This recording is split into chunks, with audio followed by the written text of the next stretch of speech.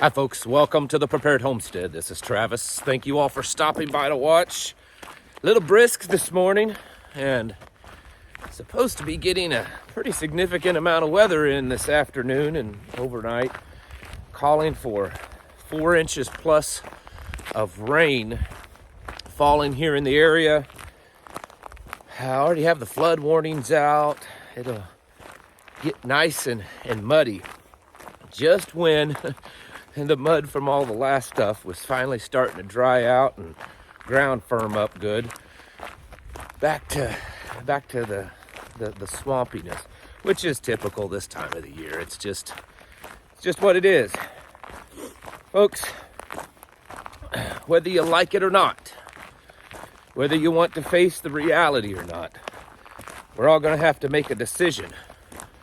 A decision with all this that's happening in the world, of where we're going to be in it and how we're going to participate in it and where we're going to find ourselves.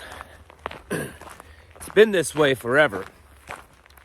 It's been talked about in ancient times. It's right there in the Bible that we're going to have to make some decisions for our lives, some choices.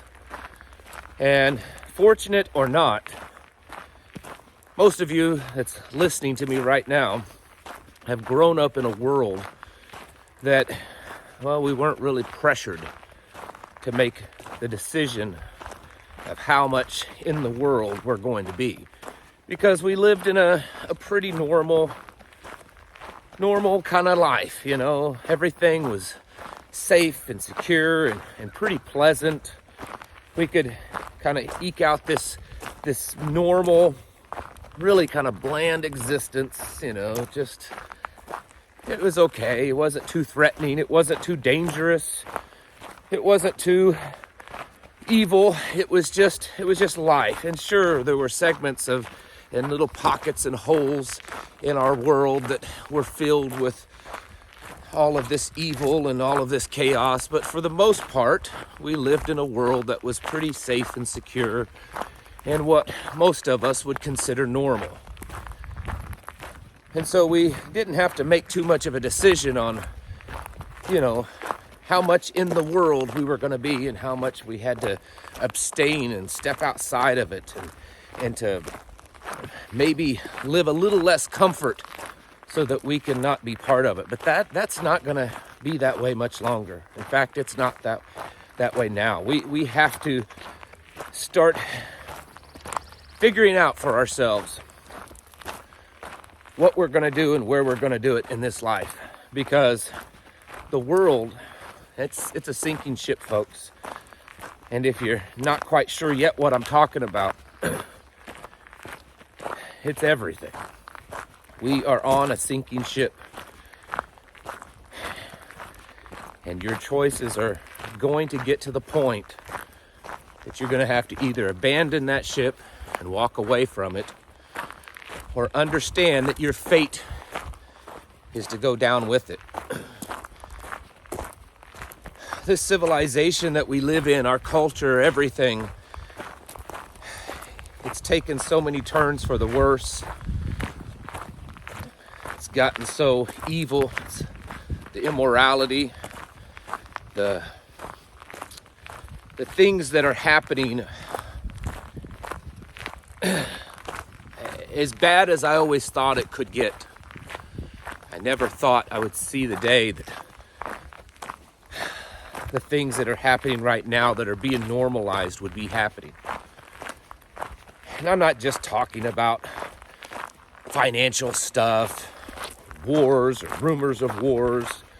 I'm not just talking about, you know, what they're telling you to put into your body, you know, all that kind of stuff.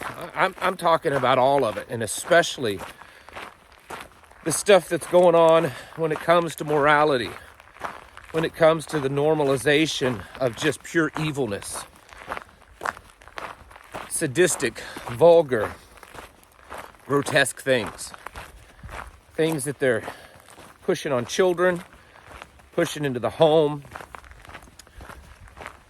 This kind of stuff is just becoming normal. At least that's what they want it to be anyways. And more people are accepting it because, the more you see something, the less shocking it is.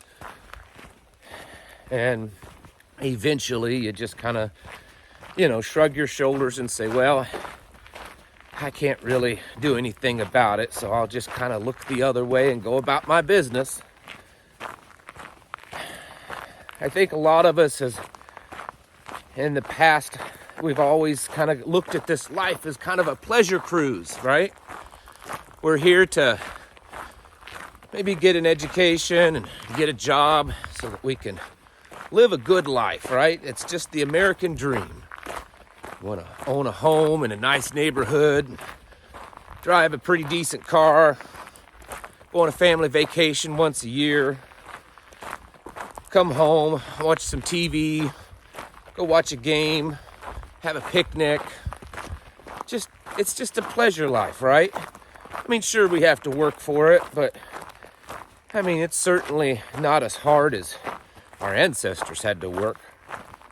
And so it's just a life of pleasure, really. It was never meant to be a pleasure boat, folks. We are called to be set apart people. And I know that many of you know exactly what I'm talking about. I believe that our existence in this world was really meant to be more of a proving ground to kind of separate the wheat from the chaff. The kind of the, I guess you could say, the forging us in the fire. It's really kind of to see who's going to stand for righteousness and who isn't. And because of the way things have been in the past, where they haven't been too difficult, the lines kind of started to blur. But folks, the world, the way things are happening in the world, you're not going to be blurred lines too much longer. You have to take a stand, and you're going to have to step out of your comfort zone to take that stand and to say that, no, I'm no longer going to be part of what's going on. I'm not going to be part of this world. I'm not going to be associated with it. And that comes at a cost and with some risk to kind of step out and say, I'm abandoning ship. I'm getting out of this. I'm gonna follow righteousness, and I'm gonna seek after his own righteousness. It's not gonna be easy. It was never told that it would be, but it's something that we can do. The world is becoming much more wicked. It was foretold a long time ago. You get out your Bible and start reading about it. Satan, he's the prince of this earth. A lot of people don't even know that.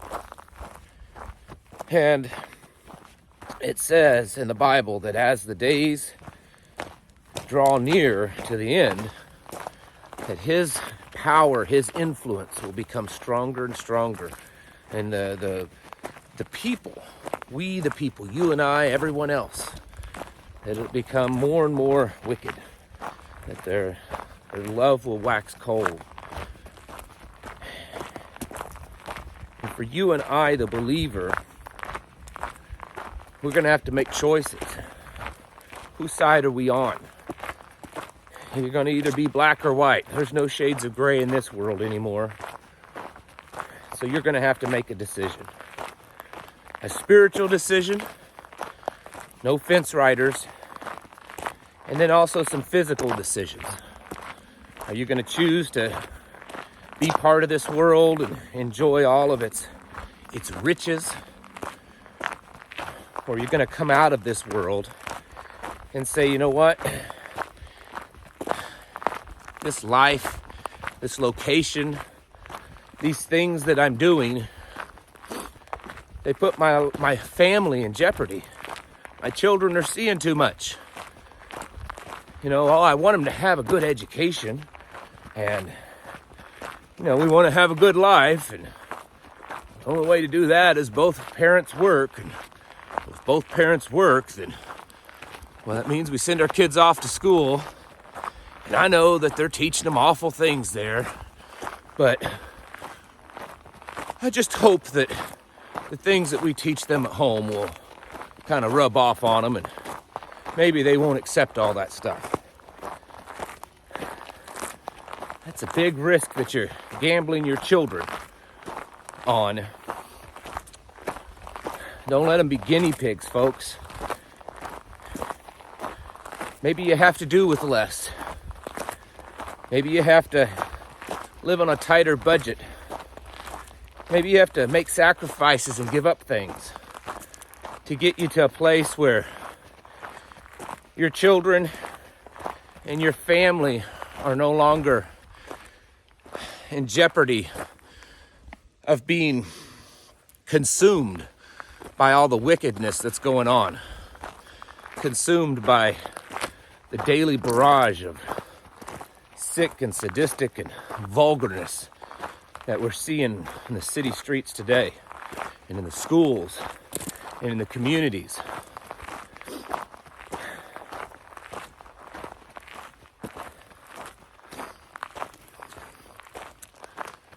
It's not going to be easy,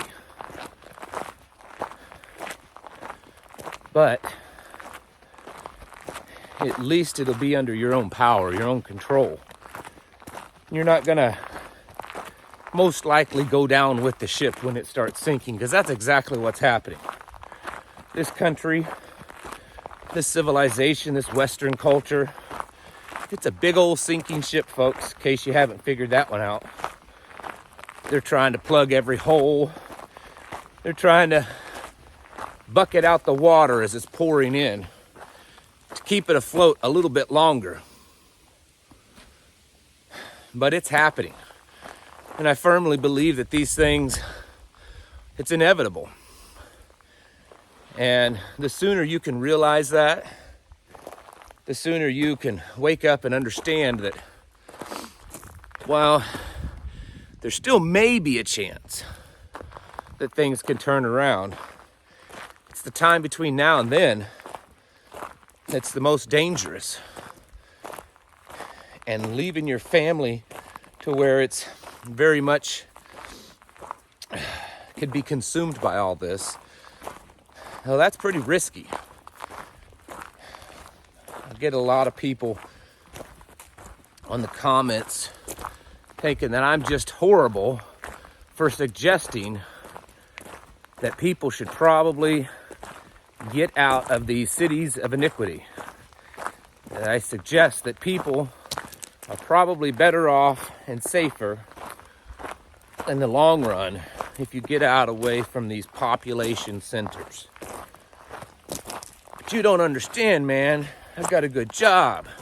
I've got a house. I've got car payments. I've got family around. My kids want to go to the college here. You just don't understand. I don't know nothing about living out in the country.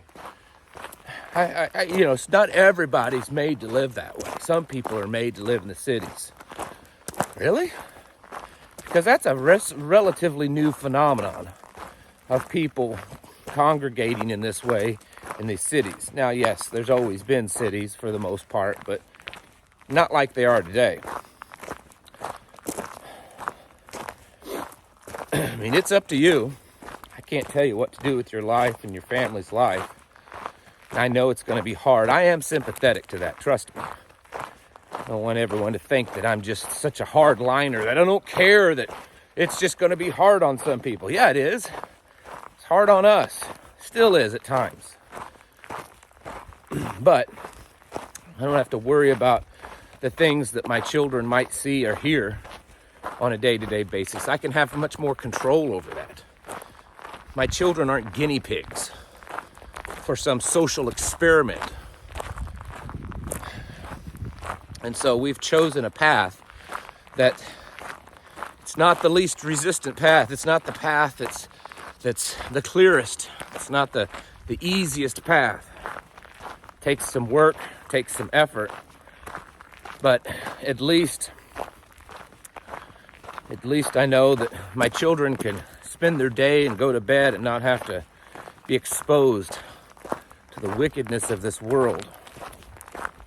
And if that means that I have to haul buckets of water and compost and everything else in and out of the house to do that, then it's worth it for me. And not everyone, I understand, is willing to live quite as extreme as maybe we are, but you're going to have to make a decision, folks. This isn't just about beans and bullets and rice. It's about either being in this world and part of it, or being set apart and coming out of it. And the time is ticking away, folks, on how much longer you have to make those decisions. And for me, I'd rather just abandon ship early, and as it's crashing and sinking into the ocean, I can be over here already building my own little self-sufficient spot, my own little place outside of it, and know that while it may be tough, we can survive.